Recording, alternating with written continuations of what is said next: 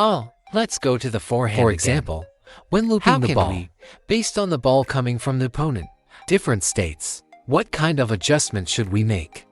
Similarly, the opponent might give you an underspin to your forehand. the ball might be like this. Let you guys take a look. This is a fast chop to you. What spinny, else is possible? Very long, slow, very urgent, half high, right.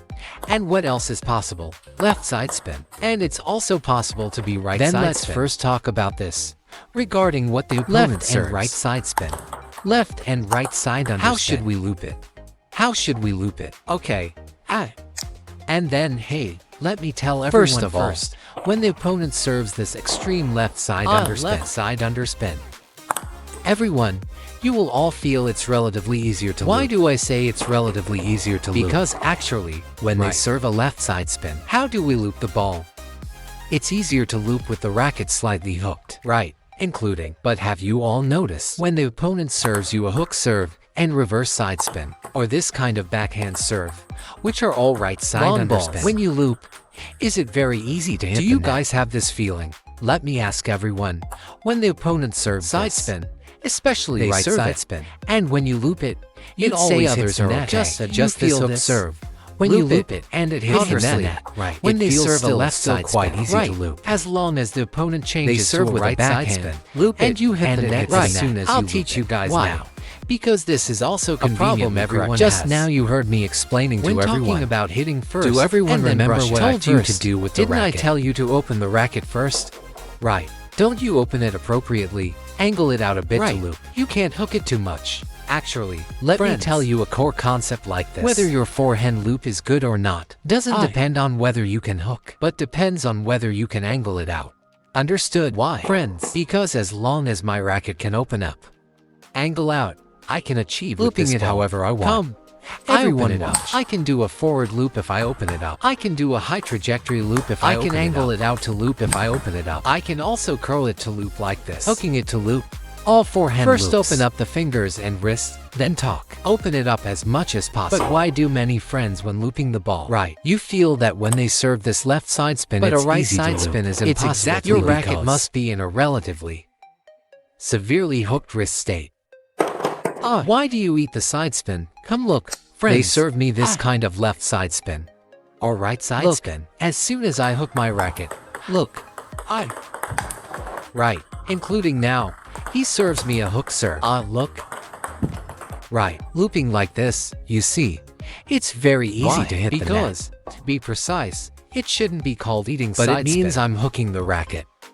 It brushes the side of the ball. Right. When I go to brush the side of the ball, it's very difficult to generate topspin on the ball. You can only generate side spin on the ball. Right. When you generate side spin, and you still want to loop it onto the table, let me mimic it for you. What can you only do? Go upwards. You can only loop like this to loop it up. You can only loop like this. You can only go upwards like this. Because while you're going forward, you generate side spin in the process. But what ball did the opponent serve? Side underspin ball. So, you will feel that brushing the side of the ball is very difficult to create a trajectory. Referring to the side spin generated. When we talk about creating a trajectory, it means generating topspin on this ball. Only then can you create a good trajectory. If you generate side spin, what can you possibly create? The ball won't. Just because you generate side spin, or its trajectory become higher. Right. So we must first open it up. Angle the wrist out a bit. Because when you open your wrist a bit, at the exact moment you contact the ball, where do you contact first? You first contact the back of the ball. Right. You've contacted the back of the ball first. Only then is it easier to generate topspin, and you won't easily eat the side spin in the process of opening up first. You choose at the end, hey, to hook and loop, or naturally angle out and loop. It will then feel comfortable, but you're hooking. Especially for many friends who doesn't mean you should hook right from the start and initially brush the side of the ball, but rather, look, we open up after contacting the back of the ball. Look, then you hook it like this. Everyone, go look again at how I hook, slightly half long over the table. Look at how I do this kind of hook. Did I hook right from the start? Did I hook right from the start? Hey, my bad, Did I hook right from the start? Right. I'm not like this. Many friends loop like this, right. The trajectory is not good. The trajectory is not good, right. You have to open up first to generate topspin. When you only think about generating side spin, you can't cancel out their underspin ball. Therefore, You can't loop over the net. Whether you are dealing with left side spin or right side spin, you don't need to think it's that difficult. Your task is just to open the racket face the back and be able to. For the rest, you can hook or angle it out as you please. Look, he is serving this ball to me now. For example, first serve a left side spin. As long as I open up. If I want to hook, I hook. If I want to angle out, I angle out. If I want to hook, I angle out. I angle out. Even if I angle it out here, it doesn't matter. Anything is fine. When the opponent serves me this reverse side spin hook serve, it's also the same. Well, look, angled out. Hey, my bad. When looping with an angled out racket, it's easy to loop up. Loop. Open easy the wrist. Angling out to loop is also like easy. This is also no problem. I opened up. Hooking to loop is also no problem. Did you see, friends? Opening the racket face. What I mean is you just open it. You just need to achieve your racket head, your racket. The top of the racket shouldn't face forward, shouldn't face left. Try as much as possible to face right. This is called opening up. This is called opening up. The face, you just look at the head of your racket. The direction the top of the racket faces. As long as it's facing the side. This is called opening up. Look at your wrist. Right, your wrist. Can you call this opening up? Opening up? This is called opening up. Try as much as possible to achieve racket face. Your racket face is basically facing the racket face. Basically, don't have the racket face point to the side right from the start. If the racket face points to the side initially, most friends probably wouldn't to the side so much. They all like this. Right. Actually, in this situation, and then once we have opened the left side underspin served or the right side underspin, only then is it less likely to hit the net. This is the first small detail. Then what is the second small detail? And then, let me tell you, there is another reason why you hit the net is what? The opponent, when they serve to you, serving over. This kind of side underspin, left side under or reverse side under, one making you loop with your forehand. What else? Or let's say everyone, you serve them a left side under or a right side under. The ball they pushed back to you is also side under. For example, he serves me a left side under. Look at what the ball I pushed back looks like.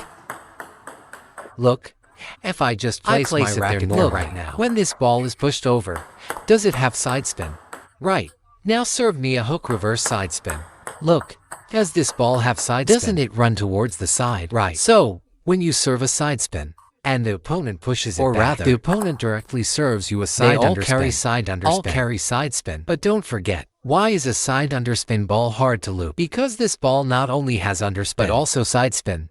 Therefore, when we go to loop, compared to normally looping an underspin ball, we need to put in some extra effort power, add a bit more speed. Why do we need to add a bit more speed? Right now we not only need to cancel out the opponent's incoming underspin, but also simultaneously cancel out the opponent's side spin. Because it's a side underspin coming over. So we must add extra power.